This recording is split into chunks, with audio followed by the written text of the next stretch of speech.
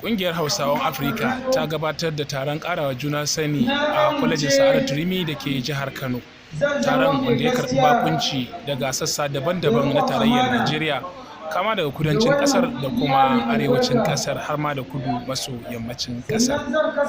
Taron ya fara da misalin karfe 10 na safiyar ranar Asabar, inda aka bude taron da gabatar da takardu tare kuma da bita ga su waɗannan wanda suka halarci taron.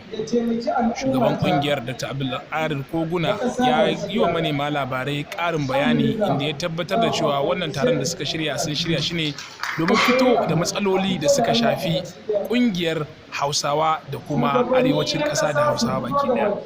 Ya ci gaba da bayani inda ya nuna cewa wannan kungiya ta al'ummar Hausawan duniya tana so ta nuna wa cewa duniya cewa suna tattare da matsaloli a daidai arewacin ƙasar, inda ake ci gaba da kashe Hausawa da kuma rikicin kabilanci. Kuma bayanan nasa sun ci gaba da nuna yadda za a kawo hanyoyi da kuma hanyar da za a magance.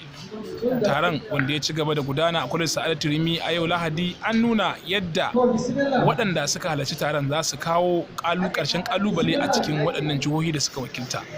An kuma rantsar da sababbin shugabanni waɗanda aka zaɓa a matakin jihohi daban-daban. Ni Muhammad Kabiru Kuri daga jihar Gombe.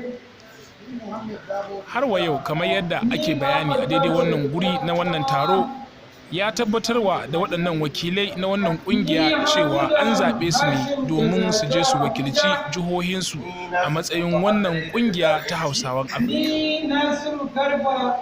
Da yake ƙarin bayani ga manema labarai, shugaban wannan ƙungiya ya ƙara nuna cewa muhimmancin wannan taro dai ba a nan kawai ya tsaya ba don dai a nuna cewa an zaɓi shugabanni, a'a, an zaɓe su ne domin su ci gaba da ayyukansu a sauran jihohi, su kuma tabbatar da cewa Bahaushe yana nan ɗamfare da wakilanci da aka san shi na nagarta da kuma tafi da ayyuka masu kyau. Haka kuma a ƙarshen taron an zaɓi shugabanni waɗanda za su ci gaba da jan ragamar sarauta fannoni daban-daban na Hausa da Hausawa. Mai rahoto Rabi Muhammad daga nan Kano a tarayyar Najeriya.